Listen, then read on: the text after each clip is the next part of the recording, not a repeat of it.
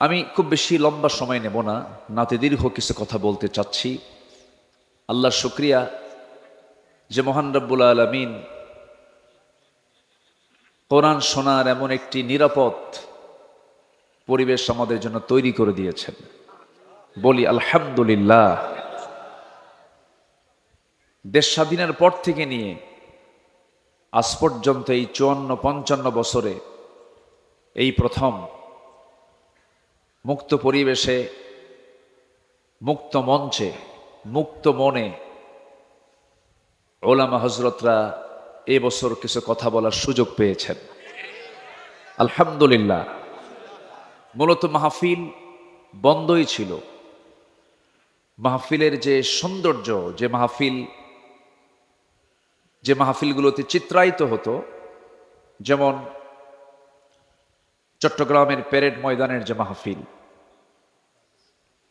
সিলেটের আঞ্জুমানে খেদমতে কোরআনের যে মাহফিল, এরকম করে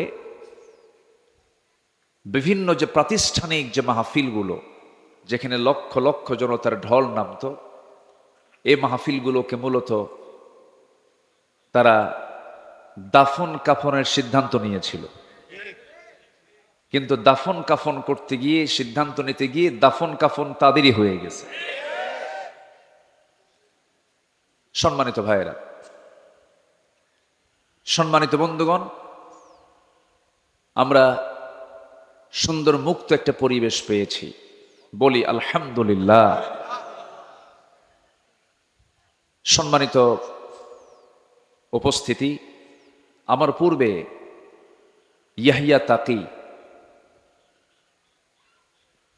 অত্যন্ত গুরুত্বপূর্ণ দিক নির্দেশনামূলক, যদিও কথাগুলো খুবই সংক্ষিপ্ত, কিন্তু সব ওয়াজ আমার মনে হচ্ছে ইয়াহিয়া তাকি করে ফেলেছে।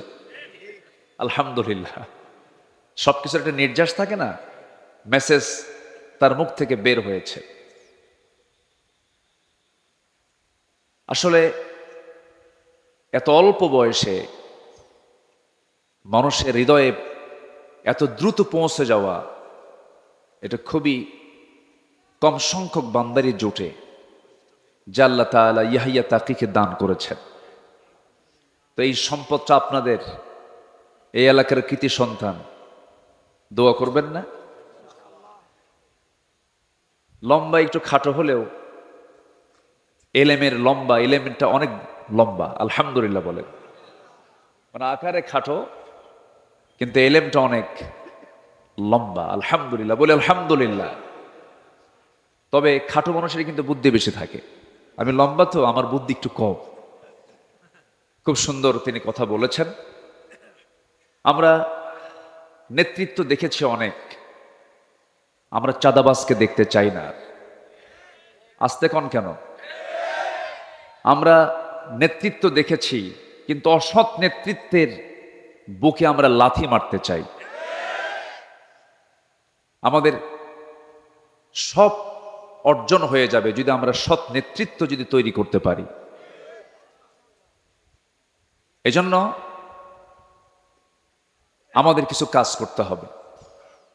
ব্যক্তি গঠন, পরিবার গঠন, সমাজ গঠনে আমাকে আপনাকে চরমভাবে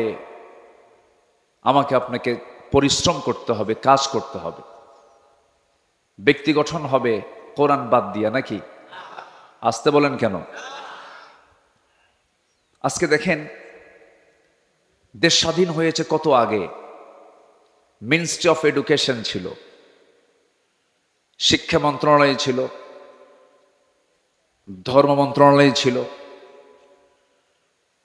তারপরে পরিকল্পনা মন্ত্রণালয় ছিল। এতগুলো মন্ত্রণালয় থাকার পরেও গোটা পৃথিবীর দ্বিতীয় বৃহত্তম মুসলিম জনপদ বাংলাদেশ, সেই দেশের বসবাস করা মুসলমান যেই কিতাবের জ্ঞান না থাকলে, যে কিতাবটাকে সহি না করে পড়লে তার কোনো ইবাদত আল্লাহ পাক কবুল করবেন না, নামাজ কবুল হবে না। সেই কোরআনটাই আজকে জাতির হাতে তুলে দিতে পারে নাই। আমি যদি বলি, এখানে যারা বসে আছেন, কোরআনটাকে শুধুমাত্র অর্থ না, ব্যাখ্যাও না, শুধুমাত্র সহি করে কোরআন পড়তে পারেন, সবার হাত কি উঠবে? আমি কিন্তু লজ্জা দিচ্ছি না, মন খারাপ করবেন না। আমি যদি বলি এখানে নন মুসলিম কেউ আছেন, থাকলেও দুই একজন থাকতে পারেন, কিন্তু ম্যাক্সিমাম কিন্তু এখানে মুসলিম। অথচ মুসলিম হওয়ার পরেও, মুসলিম পরিবারে জন্মগ্রহণ করার পরেও আমি আপনি সহি করে কোরআন পড়তে পারছি না, কোরআন পড়তে পারি না। এই দোষ যদিও হ্যাঁ প্রথম ব্যক্তির হতে পারে, কিন্তু অবশ্যই আমি কেন কোরআন শিখতে পারি নাই? একটি রাষ্ট্র থাকার পরেও, যে রাষ্ট্রে একটা আইন থাকার পরেও, যেখানে শিক্ষা মন্ত্রণালয় থাকার পরেও আমি কেন কোরআনটাকে সহি করে পড়তে পারি না? এটার মূল কারণ হলো এই ষড়যন্ত্র আজকের নয়। এই উপমহাদেশ শাসন করেছে ওই লুটেরা। ইউরোপরা এসে 200 বছর শাসন করেছে না শোষণ করেছে? শোষণ করেছে। তাদেরকে আমরা উৎখাত করেছি, তাদেরকে আমরা তাড়িয়েছি। ব্রিটিশ বিরোধী আন্দোলন করেছে এই জাতি, কিন্তু ব্রিটিশরা চলে গেল, তাদের রেখে যাওয়া ব্রিটিশি ল প্রত্যেকটা কোর্টে, আদালত প্রাঙ্গণে আছে না নাই বলেন তো? আমাদের এলাকায় একটা গালি আছে, যদি কেউ যদি খুব বদমাইশ হয় তাকে বলে তুই তো ব্রিটিশ। এর এলাকায় আছে কিনা জানি না। তুই তো ব্রিটিশ মানে এটা গালি, একটা কি বলেন তো? গালি। কেন বলবে না? কারণ ইউরোপের সভ্যতা, আধুনিক যে ইউরোপ গড়ে উঠেছে, সব আমার দেশের সম্পদ চুরি আর লুটপাট করে। সম্মানিত ভাইয়েরা,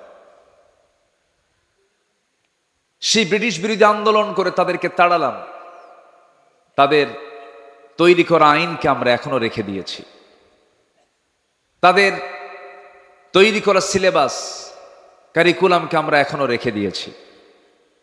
এজন্য এই জাতির এখনো ভালো করে দিন শেখা হলো না, ভালো করে কোরআন শেখা হলো না। এরপরে আবার বিগত 16 বছর খুব বরকতের সরকার ছিল। যতটুকু ছিল ইসলাম, এটাকেও তারা মুছে ফেলার সমূহ চেষ্টা করেছে। এমন কোনো ওয়ে নাই, সকল ওয়ে তারা খাটিয়েছে, কিন্তু সবচেয়ে বড় ধরা কার? আসতে বলবেন না কার? আল্লাহ আছেন না নাই? আল্লাহ ছিলেন, আছেন, থাকবেন।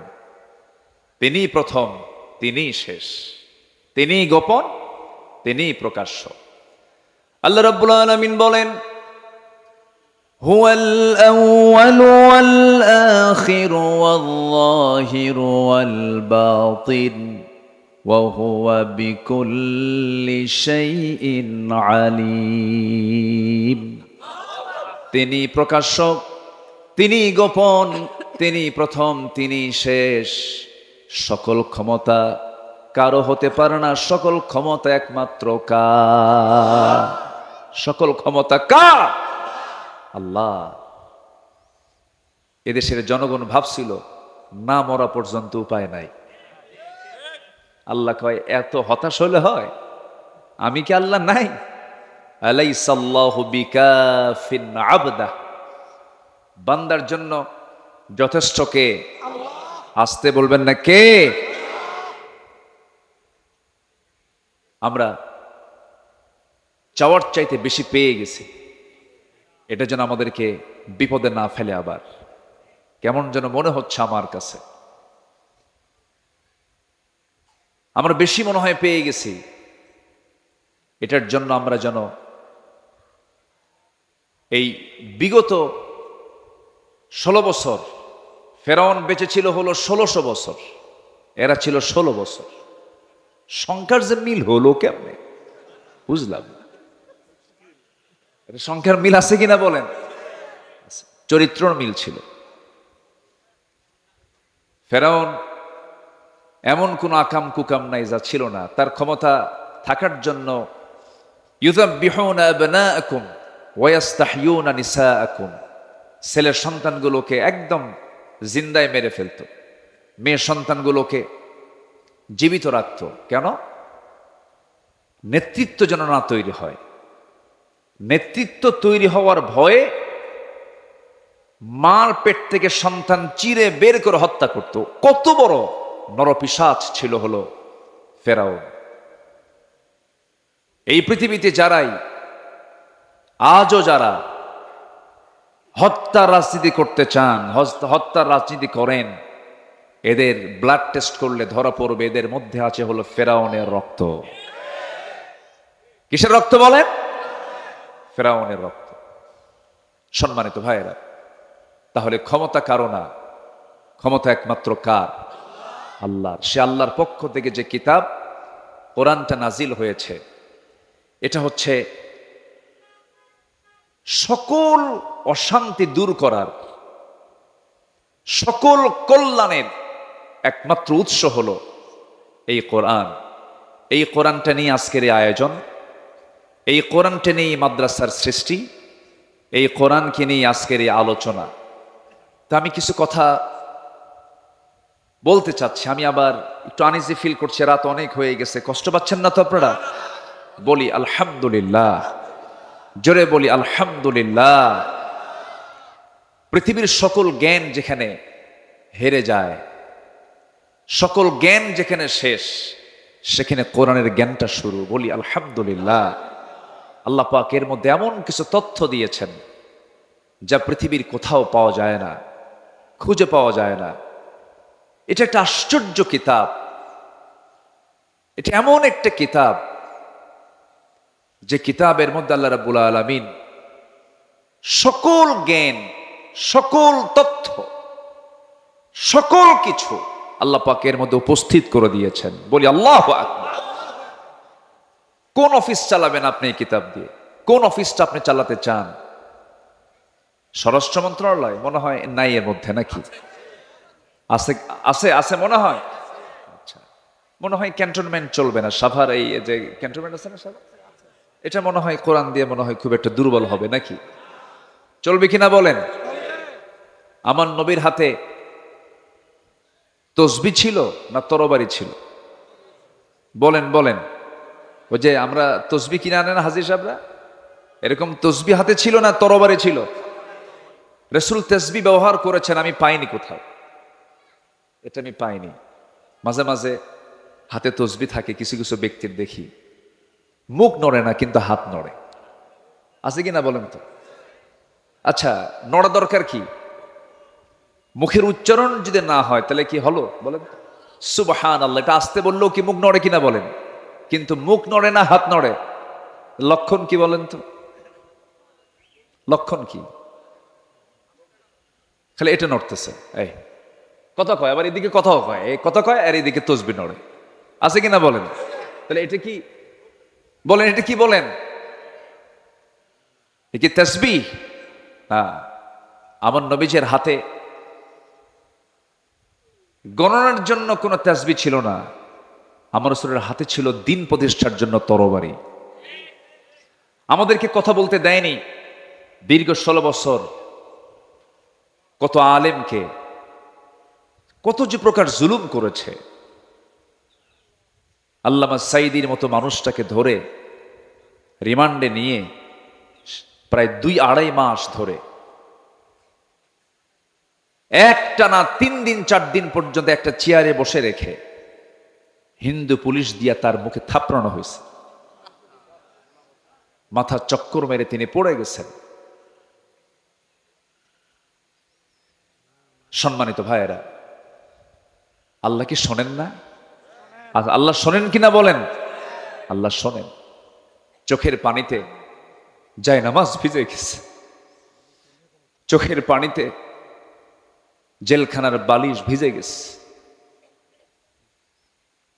আজকের যিনি মেহমান কথা বলবেন, আমার প্রিয় ভাই খালিদ সাইফুল্লাহ আইয়ুবী, তার হাত ভেঙে দেওয়া হয়েছে।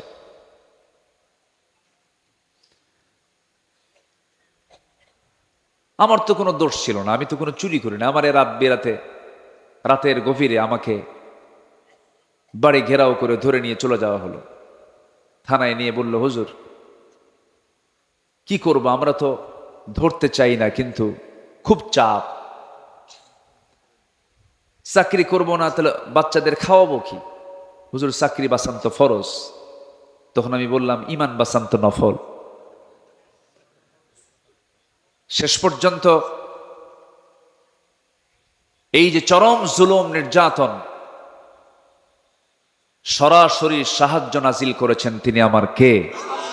আসতে বলবেন না, তিনি আমার কে? আল্লাহ। আসুন না সে আল্লাহর পথে, আল্লাহর মতে, আল্লাহর আইনের দিকে আমরা একটু দৌড়াই। মাগফিরাত কামনা করব কার? আল্লাহ।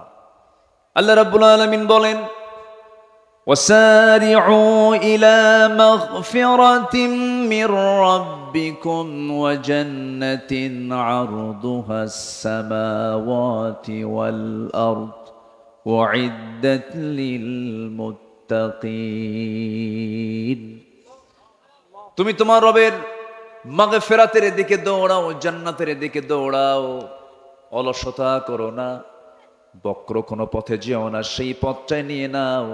সবাই বলুন, ইহদিনাস সিরাতাল মুস্তাকিম সিরাতাল্লাযীনা আন'আমতা আলাইহিম গায়রিল মাগদুবি আলাইহিম ওয়ালাদ-দাল্লিন।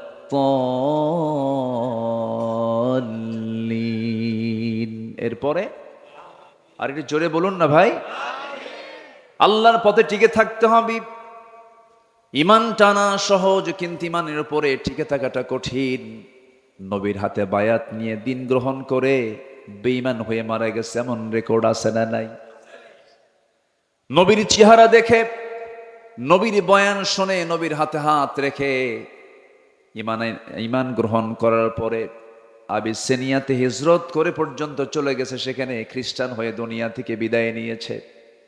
এই জন্য আমার বন্ধুগণ, আল্লাহ রাব্বুল আলামিন সেই জন্য সুন্দর করে এক জায়গায় বলছেন, ইন্নাল্লাযীনা ক্বালু রাব্বুনাল্লাহু সুম্মা ইসতাকামু তাতানাসসালু আলাইহিমুল মালাইকা আল্লা তাখাফু ওয়া লা তাহজানু ওয়া আবশিরু বিল জান্নাতিল্লাতী কুনতুম তুআদুন। জোরে বলুন আল্লাহু আকবার।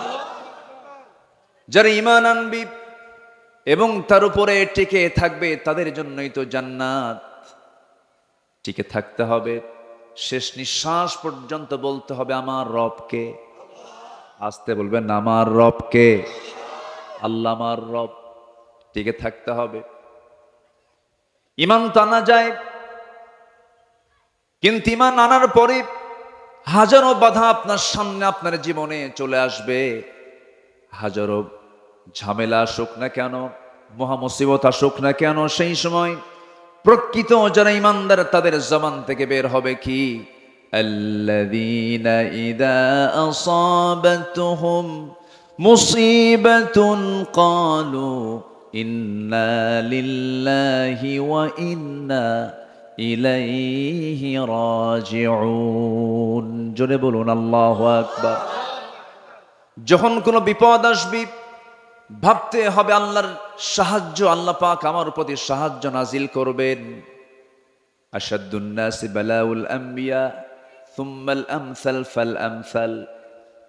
এই জগতে আদম থেকে শুরু করে নিয়ে আজ পর্যন্ত যত মানুষ পাঠিয়েছেন এবং পাঠাবেন, এর মধ্যে সবচেয়ে বড় বালা মুসিবত এসেছে হলো নবীদের উপরে, এবং তারপরে যত বালা মুসিবত আসছে আমার আল্লাহর যারা পছন্দের বান্দা তাদের উপরে। তাহলে বালা মুসিবত, বিপদ আল্লাহ পাক দেন কি?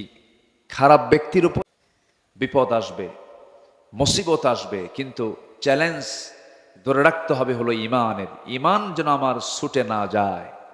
ঈমান চলে গেল তো সব চলে গেল। সম্মানিত ভাইয়েরা, আর সেই ঈমানকে ধরে রাখার জন্য যে ইলম দরকার, যে জ্ঞান দরকার, জ্ঞান এটা এমন একটি সম্পদ যে জ্ঞানী হয়, শয়তান তাকে ধোঁকা দিতে পারে না। শয়তান তাকে কি করতে পারে না? ধোঁকা দিতে পারে না। শয়তান মূর্খের কাছে গিয়ে যত আরাম পায়, জ্ঞানীর কাছে গিয়ে সেই মজাটা পায় না। এজন্য আল্লাহ তাআলার প্রথম হুকুম কি বলেন তো? পড়ো। বলেন তো কি প্রথম হুকুমটা কি বলেন? পড়ো। ইকরা, পড়ো। কার নামে? আসতে বলবেন না, কার নামে? আল্লাহর নামে পড়ো। আমার দেশে পড়াশোনা যে হচ্ছে না তা না, হচ্ছে। শিক্ষিতের হার বিগত সকল সময়ের চাইতে এখন বেশি না কম? বেশি। আমার দেশে এখন শিক্ষিতের হার অনেক, কিন্তু যে শিক্ষিতরা আমরা দেখতে পাচ্ছি, যে শিক্ষিতদের দেখতে পাচ্ছি, আমার দেশের উন্নয়নে ধরুন শ্রমিকরা দেশটাকে পিছায় দিয়েছে না আগায় দিয়েছে? আগায় দিয়েছে। আমার দেশের কৃষক যারা কৃষি কাজ করেন তারা দেশকে পিছায় দিয়েছে না আগায় দিয়েছে? আগায় দিয়েছে। প্রবাসী, লক্ষ লক্ষ প্রবাসী প্রবাস জীবনে থেকে ওই পাখির মতো ঝুলে ঝুলে কনস্ট্রাকশনের যে কাজগুলো করেন, তারা দেশকে পিছায় দিয়েছেন না আগায় দিয়েছেন? আগায় দিয়েছেন। আচ্ছা বলুন তো, শ্রমিক, এই কৃষক, এই প্রবাসী লোকগুলো কি শিক্ষিত না অশিক্ষিত? অশিক্ষিত। তারা অশিক্ষিত হওয়ার পরও এই শ্রমিক, এই প্রবাসী, এই কৃষক অশিক্ষিত থাকার পরও দেশকে তারা আগায় দিল, দেশের উন্নয়নে বিশাল ভূমিকা পালন করলো। কিন্তু দেশকে পিছায় দিল কারা? বলেন কারা? শিক্ষিতরা। কোন শিক্ষিতরা? যারা কোরআন শিখেছে তারা মনে হয় নাকি? বলেন বলেন তারা। তাহলে শিক্ষা দু প্রকার। দেশকে পিছায় দিয়েছে রুহের শিক্ষায় শিক্ষিত যারা, যে শিক্ষার মধ্যে প্রাণ আছে, ওহির শিক্ষার মধ্যে যে প্রাণটা আছে, এই শিক্ষায় শিক্ষিত লোকগুলো দেশকে পিছায় দেয় নাই। দেশের টাকা লোপাট করে বাইরে পাচার করেছে ওই সমস্ত শিক্ষিতরাই যারা কোরআন ছাড়া জ্ঞান অর্জন করে জাতিকে ঠকিয়ে দিয়েছে। সম্মানিত ভাইয়েরা, আমি বলছি না যে আপনি ইঞ্জিনিয়ার হবেন না, হবেন। আমি বলছি না আপনি ডাক্তার হবেন না, হবেন। কেন হবেন না? ডাক্তার হবেন, ইঞ্জিনিয়ার হবেন। কিন্তু সব জ্ঞান অর্জন আপনি করতে পারবেন, আপত্তি নেই। কিন্তু সবার ডাক্তার হওয়া ফরজ না, সবার ইঞ্জিনিয়ার হওয়া ফরজ না। কিন্তু সবার জন্য জান্নাত পাওয়ার জন্য কি শেখা ফরজ? বলেন বলেন বলেন, কি শেখা ফরজ? কোরআন শেখা সবার জন্য ফরজ। সম্মানিত ভাইয়েরা, এই জাতিকে কোরআন থেকে মাহরুম রাখা হয়েছে। আমরা এমন একটি শিক্ষানীতি দেখতে চাই, যেহেতু একটা মাদ্রাসার প্রোগ্রামে আসছি, আমি স্পষ্ট ভাষায় জানিয়ে দিতে চাই, আমরা সামনে এমন একটি শিক্ষানীতি দেখতে চাই যে শিক্ষানীতির ভিতরে সকল ফ্যাকাল্টিতে, সকল শিক্ষায়, সকল প্রতিষ্ঠানে সবার আগে 1 নম্বর সিলেবাস হবে কোরআন। এটা কি দেখতে চান আপনারা? জাতি তখনই ভালো হবে যখন জাতির হাতে তুলে দেওয়া হবে কি তুলে দেওয়া হবে? কোরআন। কিন্তু আমি নিজেও ঢাবির ছাত্র ছিলাম, ঢাকা ইউনিভার্সিটিতে পড়াশোনা করেছি। বিগত সময়ে যে রাজনীতিগুলো আমরা দেখেছি, ছাত্রদের হাতে কোরআন তুলে দিয়েছে না অস্ত্র তুলে দিয়েছে? কোরআন তুলে দিয়েছে না মাদক তুলে দিয়েছে? কোরআন তুলে দিয়েছে না নারী তুলে দিয়েছে? আমরা সেই নেতৃত্ব দেখতে চাই না। সকল বাতিল নেতৃত্বকে না বলে, সকল বাতিল নেতৃত্বের মুখে ঝাঁটা মেরে আমরা একটি সৎ নেতৃত্ব বাংলার জমিনে গড়ে তুলতে চাই। সবাইকে রাজি আছেন? রাজি আছেন কারা কারা? একটু হাত উঁচু করে দেখান মুসলমান।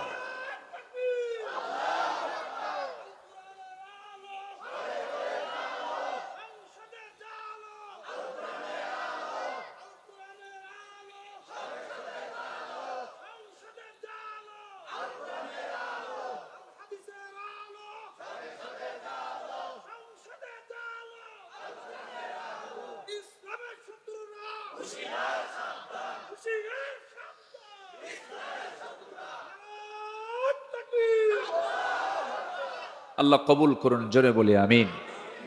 রাগ করতেছেন মনে হয়। আমরা যখন রাষ্ট্র নিয়ে কথা বলি, আমরা যখন সমাজ নিয়ে কথা বলি, তখন একটা মহলের গায়ে চুলকানি শুরু হয়, আছে কিনা? হুজুর আপনি দোয়া করে দিবেন।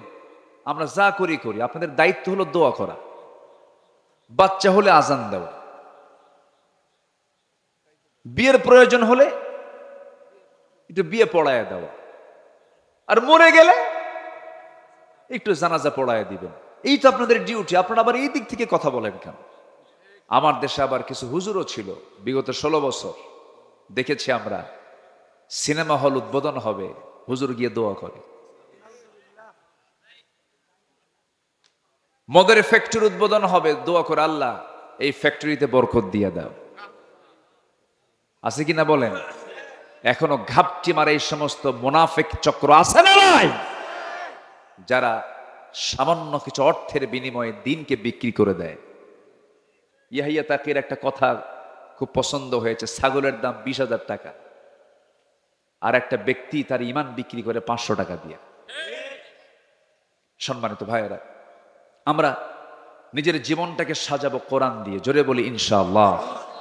আমি 8টি পয়েন্টে কথা বলতে চাই, সময় লাগবে, আমাকে সময় দেবেন? আমার আবার তবিয়ত হলো একটু সময় নিয়ে কথা বলা, এটা অভ্যাস।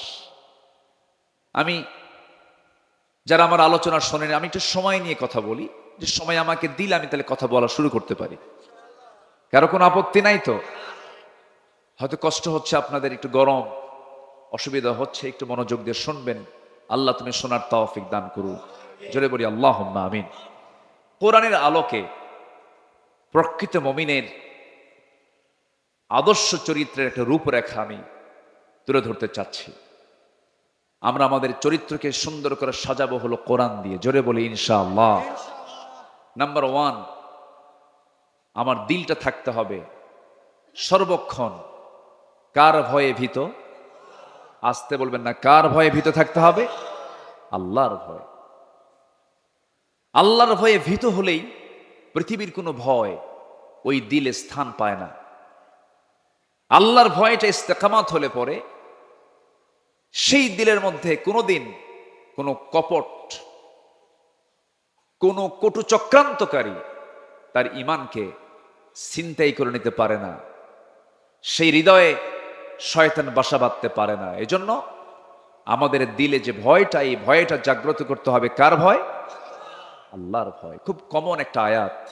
আল্লাহ রাব্বুল আলামিন সূরা আনফালের শুরুতে 2 নম্বর আয়াতে সুন্দর করে আল্লাহ রাব্বুল আলামিন বলছেন, যারা পারেন এই আয়াতগুলো সবারই মুখস্থ থাকা দরকার।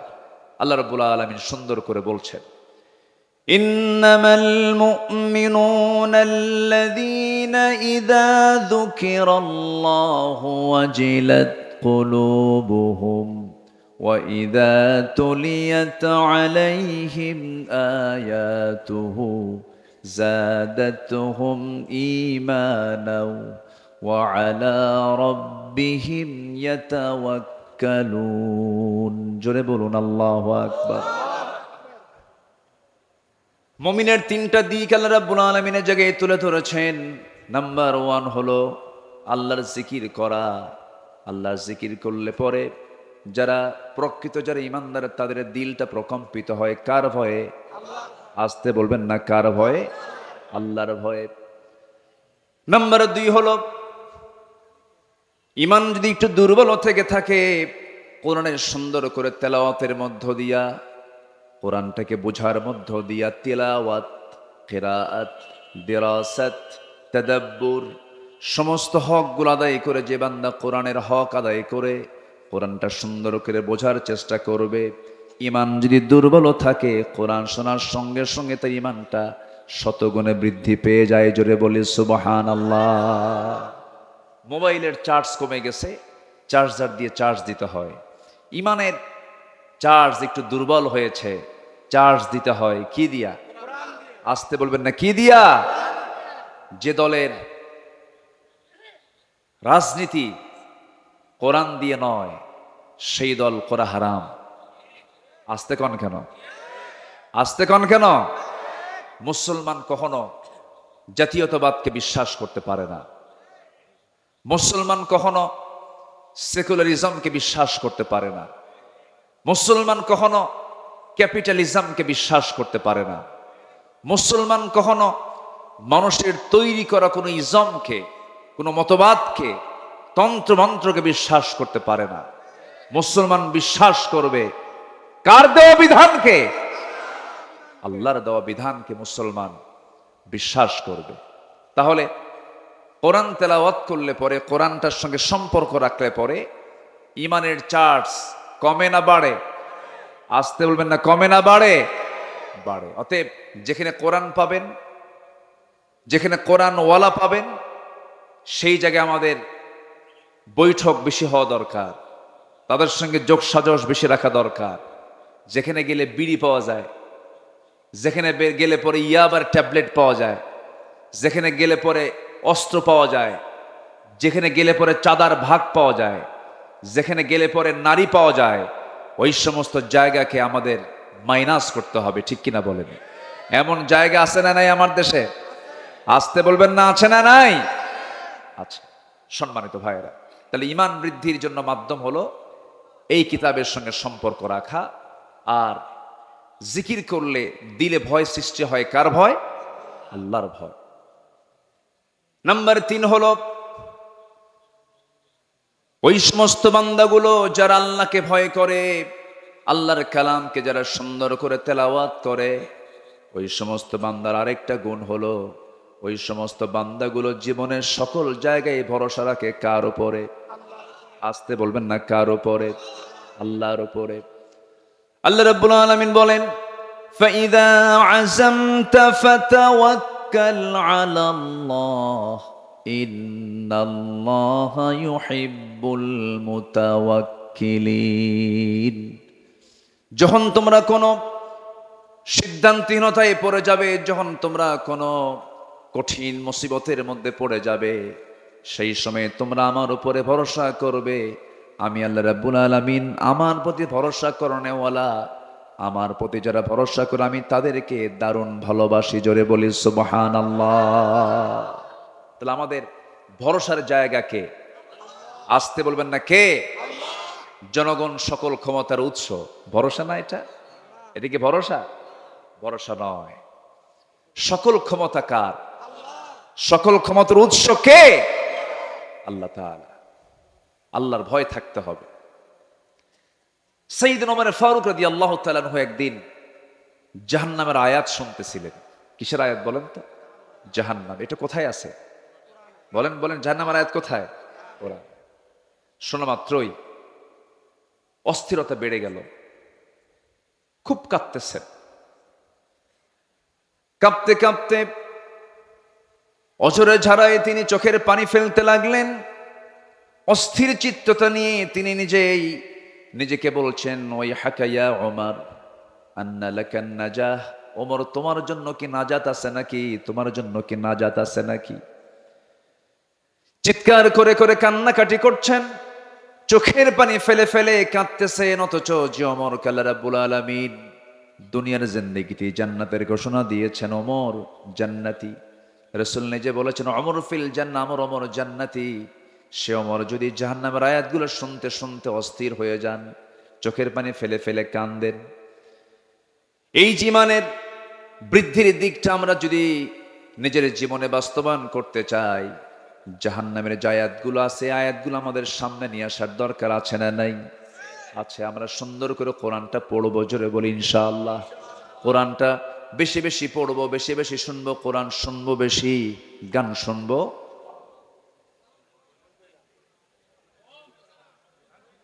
এতক্ষণে গান শুনবেন,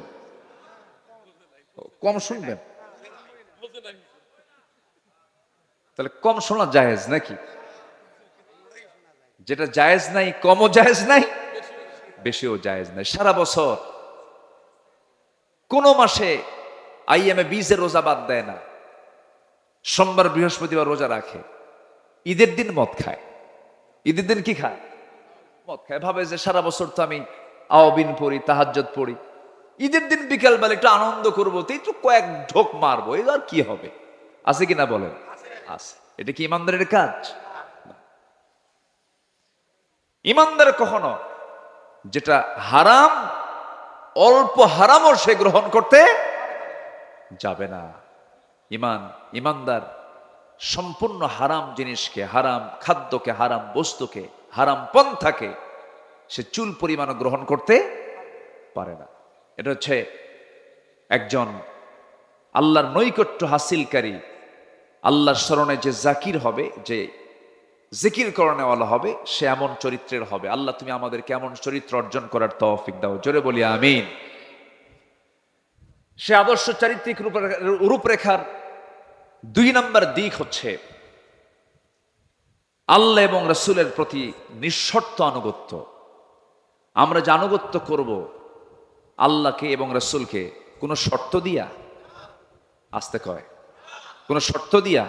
আর আল্লাহ এবং রাসূল ছাড়া অন্য কারো যখন আমরা আনুগত্য করতে যাব তখন কি দিয়া? শর্ত দিয়া। আমি আপনার আনুগত্য করব যতক্ষণ আপনি আল্লাহকে মানবেন, রাসূলকে মানবেন, ততক্ষণ মানব। আপনি আমার ইমাম, আমি ততক্ষণ মানব যতক্ষণ আপনি নামাজটা আপনি আল্লাহর নিয়মে পড়াবেন। রুকু কয়বার করে বলেন? সেজদা কয়বার হয়? 2 বার। রুকু 1 বার। আর ইমাম যদি মনে করে রুকু 1 বার করে লাভ কি, সেজদাও 2 বার দেই, রুকু 2 বার দেব, সওয়াব তো বেশি হবে। আপনি কি পড়বেন নামাজ? এটা কি, এই পন্থা কি ইসলাম দিয়েছে? ইসলাম দিয়েছে কয়বার? 1 বার। আমি 2 বার দিতে পারি না। সেজদা দিতে বলেছে কয়বার? 2 বার। 3 বার করতে পারি না। এখন যদি কোনো ইমাম 3 বার সেজদা দেয়, 2 বার রুকু করে, বেশি তো করলো, এরপরও মানা যাবে না। তাহলে আমি ওই ইমামকে মানতেছি শর্ত দিয়া। কি দিয়া? যতক্ষণ তুমি আল্লাহ রাসূলকে মানো ততক্ষণ তুমি আমার, আমি তোমাকে আনুগত্য করব, তুমি আমার ইমাম। আল্লাহ নবীর আনুগত্য বাদ দিবা, কল্লা ধরে টেনে মসজিদ থেকে বের করে দেবে। ঠিক কিনা? এটাই হচ্ছে নিঃশর্ত আনুগত্য আর শর্ত আনুগত্য। আপনি আল্লাহর সাথে, রাসূলের সাথে তার আপনার যে আনুগত্য হবে, এটা হবে নিঃশর্ত, কোনো শর্ত দেওয়া যাবে না। আল্লাহ যা বলেছেন, কেন বলেছেন এটা বলা যাবে, রাসূল এটা করতে বলেছেন, কেন বলেছেন এটা বলা যাবে না। আপনি কেন বলবেন, ঈমান আপনার চলে যাবে। আল্লাহ যা বলেছেন সামিআনা ওয়া আতাআনা, শুনলাম, সঙ্গে সঙ্গে তা মানবো। জোরে বলি ইনশাআল্লাহ। আল্লাহ রাব্বুল আলামিন বলেন, ইয়া আইয়ুহাল্লাযীনা আমানু আতিউল্লাহা ওয়া আতিউর রাসূল ওয়া লা তুবতিলু আ'মালাকুম। আল্লাহ পাক আরেক জায়গায় বলছেন, ইয়া আইয়ুহাল্লাযীনা আমানু আতিউল্লাহা ওয়া আতিউর রাসূল ওয়া উলিল আমরি মিনকুম ফাইন তানাযা'তুম ফি শাইইন ফারুদ্দুহু ইলাল্লাহি ওয়ার রাসূল। জোরে বলুন আল্লাহু আকবার। আল্লাহর আনুগত্য করো, নবীর আনুগত্য করো, তোমাদের মধ্যে যারা লিডার তাদের তোমার আনুগত্য করো। তবে তারা যদি কোনো ঝামেলায় পড়ে যায়, কোনো ঝামেলায় তোমরা যদি পড়ে যাও, সেক্ষেত্রে তোমরা ফিরে যাবে ফারুদ্দুহু ইলাল্লাহি ওয়ার রাসূল, আল্লাহ এবং রাসূলের দিকে। অর্থাৎ আল্লাহ এবং রাসূলের যে আনুগত্য করবে, এই আনুগত্যের মাঝে কোনো শর্ত আরোপ করা যাবে না। আমার বন্ধুগণ, একটু কান লাগায় মনোযোগ দিয়ে সবাই শোনার চেষ্টা করবেন। সাহাবে কেরাম নবীর আনুগত্য করেছেন, কোনো শর্ত দিয়ে তারা আনুগত্য করেন নাই, হাসি মুখে জীবন দিয়েছেন। রাসূল যখন যা বলেছেন, সাহাবে কেরাম কোনো শর্ত লাগায় তারা আনুগত্য করেন নাই, সঙ্গে সঙ্গে তা মেনে নিয়েছেন। আল্লাহ রাব্বুল আলামিন আমার রাসূলকে এত দাম দিয়েছেন, এত সম্মান দিয়েছেন। আমার আল্লাহ রাব্বুল আলামিন রাসূলকে সম্মান দিতে গিয়ে গোটা বান্দাকে জানিয়ে দিচ্ছেন, ও আমার বান্দারা, আমার যদি ভালোবাসা পেতে চাও, একজন ব্যক্তির আনুগত্য তোমার জন্য আমি আল্লাহ অপরিহার্য করে দিলাম, সেটা হলো আমার রাসূলের আনুগত্য করা। আমার যদি ভালোবাসা পেতে চাও, আমার মোহাব্বত যদি তুমি অর্জন করতে চাও, শর্ত হলো আমার নবীর তোমরা ইত্তেবা করবে। আল্লাহ রাব্বুল আলামিন বলছেন, ফাত্তাবিউনি ইউহিব্বুকুমুল্লাহ ওয়া ইয়াগফির লাকুম যুনুবাকুম ওয়াল্লাহু গফুরুর রহিম। জোরে বলুন আল্লাহু আকবার। আল্লাহর যদি ভালোবাসা পেতে চাও, নবীর আনুগত্য করো, নবী যা কিছু বলেছেন তা তোমরা ফলো করো। ব্যক্তি জীবন থেকে শুরু করে নিয়া তোমার যত জীবন আছে প্রত্যেকটা জীবনের প্রত্যেকটা অঙ্গনে নবীকে মানো, নবীকে ফলো করো, নবীর তোমরা আনুগত্য করো। ব্যক্তি জীবনে রসুলকে মানবে, রাষ্ট্রীয় জীবনে রসুলকে মানবে না। ধর্মীয় জীবনে নামাজকে মানবে, রোজাকে মানবে, কিন্তু রাজনীতির ময়দানে গিয়ে তুমি রসুলকে মানবে না। তুমি নবীর উম্মত হতে পারো না, তুমি একজন ভণ্ড প্রতারক। আসতে কন কেন? এরকম ভণ্ড প্রতারক তো আমার দেশে নাই মনে হয়। আসতে বলবেন না, আছে না নাই? সম্মানিত ভাইয়েরা, রসুলকে ভালোবাসা মানে এটা নয় একটু দুরূদ শরীফ পড়লাম, হ্যাঁ সওয়াব পাবেন, অবশ্যই দরুদ পড়লে সওয়াব পাবেন না কেন? দরুদ পড়লেন, মুখে সুন্দর একদম মুখ ভরা দাঁড়িয়ে রাখলেন, মাথায় পাগড়ি পরলেন, একটু আতর লাগালেন, মেসওয়াক করলেন, সমস্যা নাই, এগুলো সুন্নাহ, ভালো, আলহামদুলিল্লাহ, কোনো সমস্যা না। আমি বলছি না যে এগুলোর গুরুত্ব ইসলামে নাই, আছে। কিন্তু মুখের দাড়ি কিন্তু আবু জেহেলেরও ছিল। এরপরে পোশাক আশাক দিয়ে যদি জান্নাত পাওয়া যেত, বর্তমান বিশ্বে অন্যান্য ধর্মের অনেক পোশাক আছে যেটা ইসলামের সঙ্গে মিলে যায়, আছে কিনা বলেন? মিলে যায়। আল্লাহ তাআলা বাহ্যিক কোনো কিছুকে প্রাধান্য দিবেন না। ইন্নাল্লাহা লা ইয়ানজুরু ইলা সুওয়ারিকুম ওয়ালা ইলা জাসামিকুম ওয়ালাকিন ইয়ানজুরু ইলা কুলুবিকুম ওয়া আমালিকুম। আল্লাহ তোমাদের দেহ দেখবেন না, আল্লাহ তোমাদের চেহারা দেখবেন না, আল্লাহ দেখবেন তোমার ভিতরটা এবং তোমার আমলটা আল্লাহ পাক দেখবেন। সম্মানিত বন্ধুগণ, সম্মানিত ভাইয়েরা, এই জন্য নবীর প্রতি এবং আল্লাহর প্রতি যে আনুগত্য হবে, এই আনুগত্যের মাঝে কোনো শর্ত আরোপ করা যাবে না। সম্মানিত ভাইয়েরা, সাদ ইবনে মুআজ রাদিয়াল্লাহু তাআলা আনহু একজন সাহাবী, যিনি 30 বছর বয়সে ইসলাম কবুল করেন, 35 বছর বয়সে শাহাদত বরণ করেন। ইসলাম পেয়েছেন কয় বছর? বলেন, কয় বছর পেয়েছেন? মাত্র 5 বছর। এই 5 বছরে তিনি ইসলাম পেলেন। প্রথম যে যুদ্ধ হলো বদর, বদর যুদ্ধের দিন তিনি বদরের ময়দানে দাঁড়ালেন। এই যুদ্ধটা ছিল কি সমান সমান যুদ্ধ না অসম যুদ্ধ? অসম। 313 কোথায় আর 1000 কোথায়? অশ্বারোহী কোথায় আর পদাতিক কোথায়? পায়ে হেঁটে যাওয়া আর ঘোড়ার পিঠে থেকে যুদ্ধ করা, অস্ত্র হাতে নিয়ে যুদ্ধ করা আর অস্ত্র ছাড়া যুদ্ধ করা, একটা অসম যুদ্ধ ছিল। সেই যুদ্ধের ময়দানে এই সাদ বিন মুআজ রাদিয়াল্লাহু তাআলা আনহু যখন আমার নবী যখন ডাকলেন দীপ্ত কণ্ঠে, সেই বদরের ময়দানে দাঁড়িয়ে তিনি বলছেন, ফাওয়াল্লাযী বাআসাকা বিল হক, আল্লাহর কসম করে বলছি যিনি আপনাকে সত্য সহ প্রেরণ করেছেন, লাউস্তাআরাদতু বিনা হাযাল বাহর, হে রাসূল, আপনি যদি আমাদেরকে সমুদ্রের দিকে অগ্রসর করতে বলেন, আমরা অগ্রসর হব, ঝাঁপিয়ে পড়ব, আপনার আনুগত্যের বাইরে আমরা এক চুল পরিমাণ যাব না। জোরে বলে সুবহানাল্লাহ।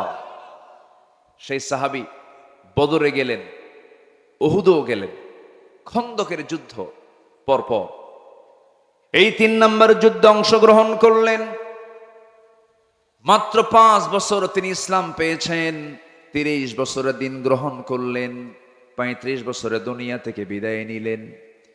যখন উহুদের ময়দানে, খন্দকের পরীক্ষা খননের যুদ্ধের ময়দানে যখন তিনি উপস্থিত, যুদ্ধ শেষ হওয়ার মাঝেই একটা আক্রমণ তার প্রতি করা হলো, রক্তক্ষরণ শুরু হয়ে গেল। সে রক্তক্ষরণে তিনি রক্ত শূন্যতায় পড়ে গেলেন। এক পর্যায়ে তাকে বাঁচানো গেল না, তিনি দুনিয়া থেকে বিদায় নিলেন। সাহাবায়ে কেরাম শোকাহত চিত্ততা নিয়ে রাসূলের সামনে এসে বলছেন, ইয়া রাসূলুল্লাহি, আপনার প্রিয় সাহাবী সাদ বিন মুআজকে আমরা অনেক চেষ্টা করেছি, তার সেবা করেছি, বাঁচল না, দুনিয়া থেকে বিদায় নিয়েছেন। আমার নবীজি শোনা মাত্রই ইন্না লিল্লাহ বললেন, তার জন্য দোয়া করলেন। এবং আমার নবীজি বলেন, সাহাবীরা শোনো, আমার এই প্রিয় সাহাবীর মাত্র 5 বছরের ইসলামের আনুগত্যের মধ্য দিয়ে সে যে জীবন যাপন করেছে, আল্লাহ পাক তার এই মৃত্যুতে এত বেশি খুশি হয়েছেন যে আরশ আজিম পর্যন্ত প্রকম্পিত হয়েছে। ইহতাজ্জাতিল আরশ, আরশ প্রকম্পিত হয়েছে তার মৃত্যুতে। মানে আরশ জেনে গেছে, আরশের ফেরেশতারা জেনে গেছে যে একজন আল্লাহর প্রকৃত বান্দা দুনিয়া থেকে বিদায় নিলেন। মাত্র কয় বছর? আসতে বলেন, কয় বছর? 65 বছর পার হয়, নামাজ পড়ে না। 67 বছরের বুড়া মানুষ, চামড়া কুচকে গেছে, টেনে টেনে নাপিতকে কয় দাড়িটা কেটে দে। বুড়া কি হওয়া সম্ভব? আছে না নাই? বদনসিব, এরকম বদনসিব আছে না নাই? আচ্ছা, এগুলো করা যাবে না। আমরা জীবনের সকল জায়গা আনুগত্যের চূড়ান্ত দিকটা আমরা আল্লাহর জন্য, রাসূলের জন্য আমরা বরাদ্দ করব। জোরে বলি ইনশাআল্লাহ। জি ইনশাআল্লাহ। সম্মানিত ভাইয়েরা, আমি কি শেষ করে দেব? আলোচনা চালাবো? জোরে বলি ইনশাআল্লাহ। নাম্বার 3, দায়িত্ব এবং জবাবদিহিতার ভারে বিগলিত হৃদয় এবং আত্মসমালোচনা। যে ব্যক্তি নিজের দোষ খুঁজে পায় সে হচ্ছে আল্লাহর পছন্দের বান্দা। বলি আলহামদুলিল্লাহ। আমরা খুঁজে পাই কার দোষ? বলেন বলেন, অন্যের দোষ। কিন্তু দোষ খুঁজে বের করতে হবে কার? নিজের দোষ। নিজেরই তো সমস্যা অনেক, আমি অন্যের সমস্যা দেখবো কখন? নিজেই তো রুগী, ঠিক কিনা বলেন? আমার দোষ আছে না নাই? আচ্ছা, কিন্তু আমরা অন্যের দোষে আমরা তালাশে ব্যস্ত হয়ে পড়ি না। নিজের সমালোচনা, নিজের দোষ খোঁজার চেষ্টা করতে হবে এবং মাথায় রাখতে হবে জবাবদিহিতার কাঠগড়ায় দাঁড়াবো একদিন। কার সামনে? আসতে বলবেন না, কার সামনে? আল্লাহর সামনে। আল্লাহ রাব্বুল আলামিন সুন্দর করে বলছেন, ইন্না আরাদনাল আমানাতা আলাস সামাওয়াতি ওয়াল আরদ ওয়াল জিবালি ফাআবাইনা আন ইয়াহমিলনাহা ওয়া আশফাকনা মিনহা ওয়া হামালাহাল ইনসান ইন্নাহু কানা যালুমান জাহুলা। জোরে বলুন আল্লাহু আকবার। সূরাতুল আহজাব 72 নম্বর আয়াত আল্লাহ রাব্বুল আলামিন বান্দার পরিচয় দিতে নিয়ে তিনি বলছেন, আমি আসমান, জমিন, পর্বতমালার প্রতি আমানত পেশ করেছি, তারা তা বহন করতে অস্বীকার করেছে, ভীত হয়ে পড়েছে, কিন্তু মানুষ সেই আমানতকে বহন করেছে। আমার বন্ধুগণ, মানুষকে আল্লাহ পাক সে দায়িত্ব দিয়েছেন। একজন খলিফার কথা কিছুক্ষণ আগেও বলেছি। 2 নম্বর খলিফার নাম কি বলেন? বলেন কি? কিসের আয়াত শুনে কেঁদেছেন? মনে আছে আপনাদের? ওমর। আল্লাহু আকবার। কয় নম্বর খলিফা? বহুদিন আগে এক মাহফিলে বললাম, ওমরে ফারুককে চিনেন কে? সামনে থেকে এক ছোট্ট ছেলে দাঁড়ায় বলে, হুজুর আমি চিনি। কে? আমাদের বাড়ির দোতলায় ভাড়া থাকে। আমাদের বাড়ির দোতলায় ভাড়া থাকে। এটা কি সেই ভাড়া থাকে ওমর? কোন ওমর? বলেন বলেন বলেন। কোরআনের ওমর। আল্লাহু আকবার। রাসূল মারা গেছেন, উনি বিশ্বাস করতে পারছিলেন না। কি ভালোবাসা ছিল! আল্লাহু আকবার। আমার নবী ইন্তেকাল করেছেন।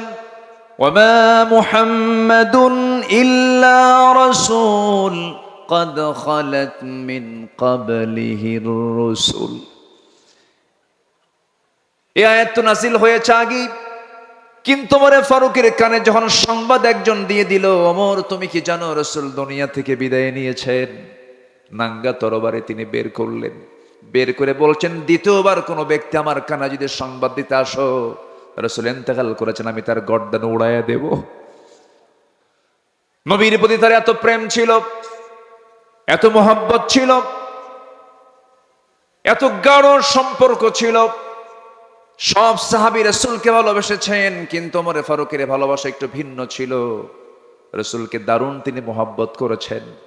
নবীর প্রতি চুল পরিমাণ কোনো বেয়াদবি তিনি সহ্য করতে পারতেন না। সবার কম বেশি ইতিহাসগুলো জানা আছে।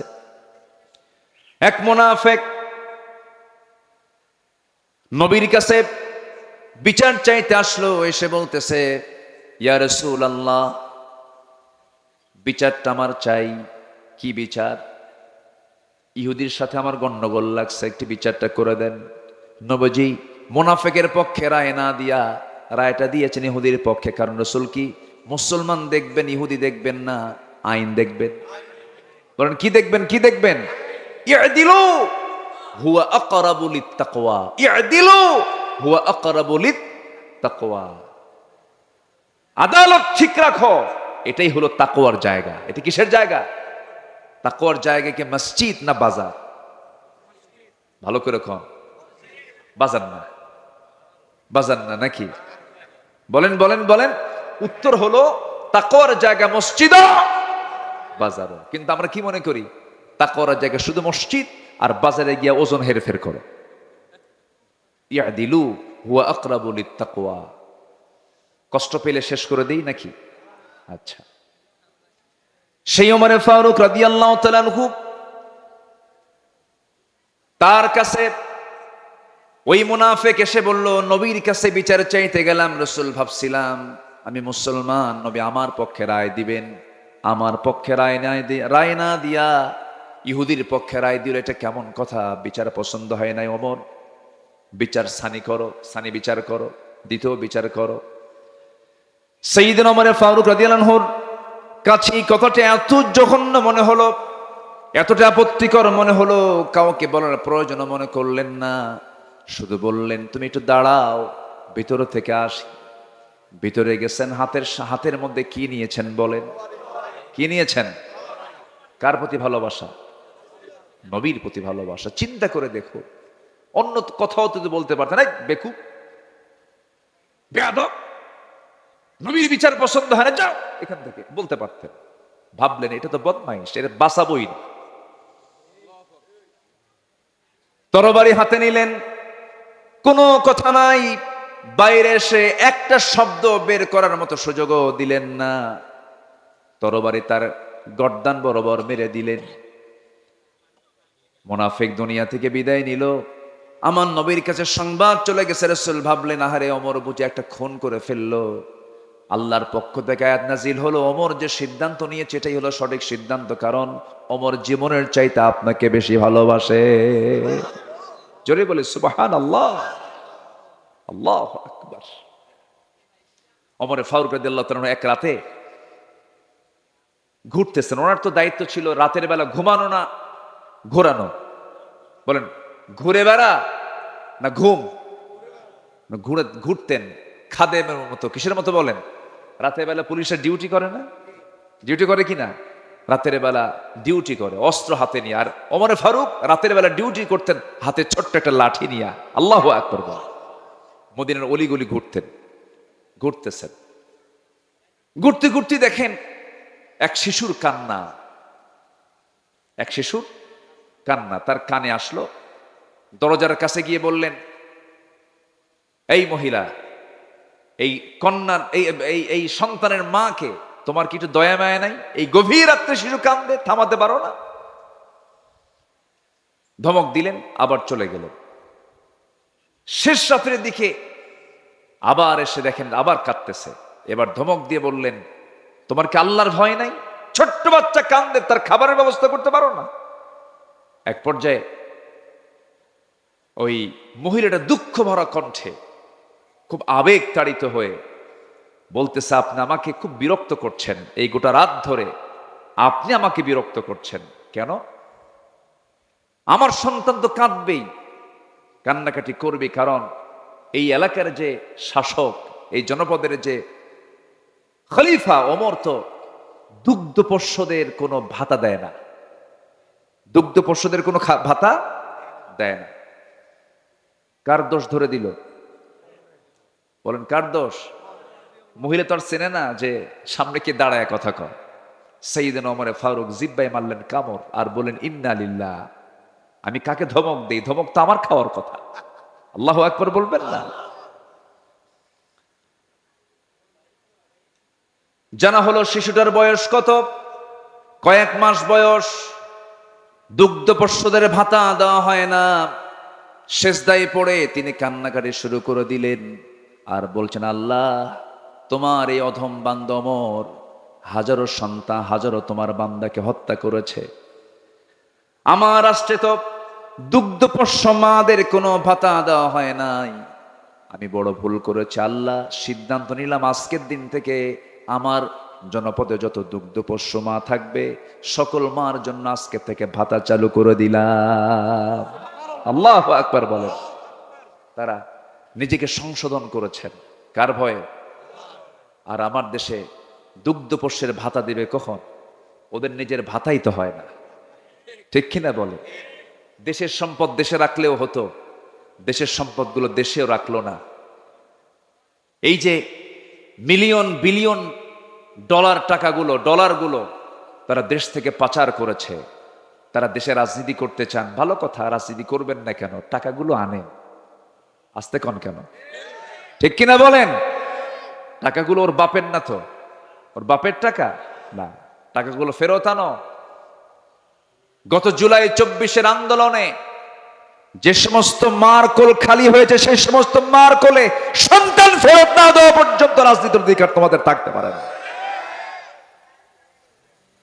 নিজের চোখে দেখেছি আমি। জুলাই আমি ঢাকায় ছিলাম, বৃষ্টির মতো গুলি করা হয়েছে, পাখির বাচ্চার মতো গুলি করে হত্যা করা হয়েছে। হাত চলে গেছে, পা চলে গেছে, চোখ চলে গেছে। এই জীবনগুলো দিয়েছে যারা, এই জাতির একটা বড় দোষ আছে, ইতিহাস দ্রুত ভুলে যায়। ইতিহাস যত দ্রুত ভুলে যায়। সম্মানিত ভাইয়েরা, আমরা সব দেখা শেষ করেছি। আমরা 16 বছরের শাসন দেখেছি, 25 বছরের শাসন দেখেছি, 9 বছরের শাসন দেখেছি, কেয়ারটেকার গভর্নমেন্ট দেখেছি। সব দেখা শেষ করেছি। আগামীর দেশ আমরা দেখতে চাই কোরআনের দেশ। আগামীর সরকার আমরা দেখতে চাই কোরআনের সরকার। রাজি আছেন কারা কারা? হাত উঁচু করে দেখা।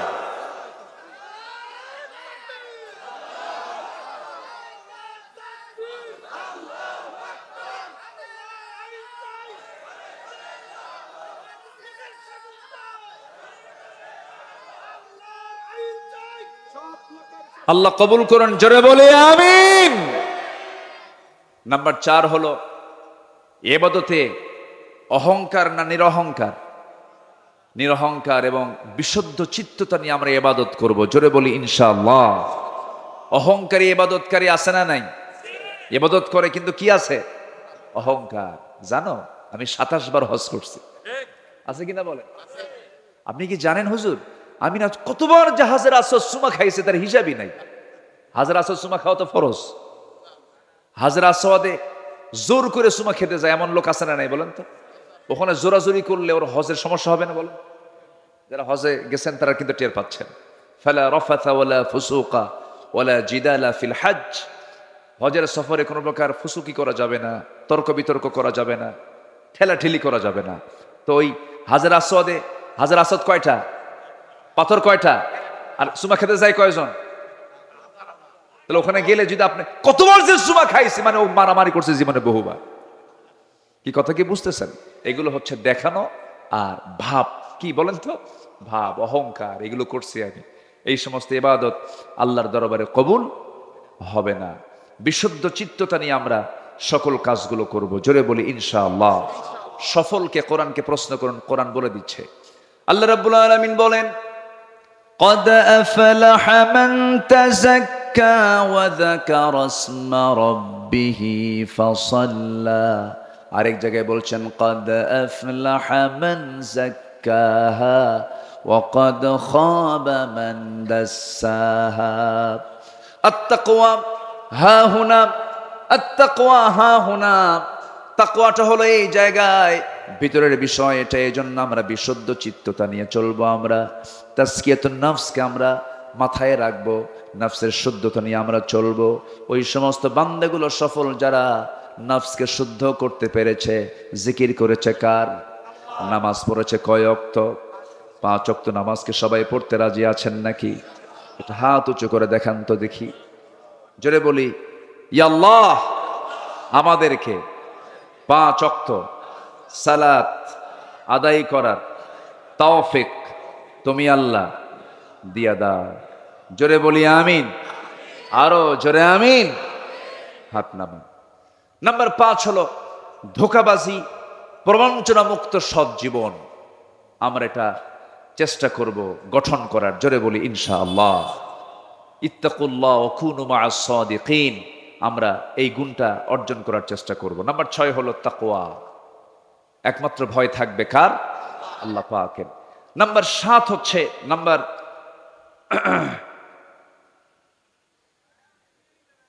হচ্ছে অধীনস্থদের অধিকার এবং ইনসাফ প্রতিষ্ঠা করা। আমার যে অধীনস্থ, ওয়াখফিদ জানাহাকা লিল মুমিনিন, এই বিষয়ে আমরা খেয়াল করার চেষ্টা করব। নাম্বার 8 হলো ন্যায় বিচার প্রতিষ্ঠায় আপোষহীন থাকতে হবে। আমাদের সবচেয়ে বড় ঘাটতি হলো এই রাষ্ট্রের সবচেয়ে বড় ঘাটতি হলো ন্যায় বিচারের অভাব। ঠিক কিনা বলো? ইতিমধ্যে আজকের মাহফিলের যিনি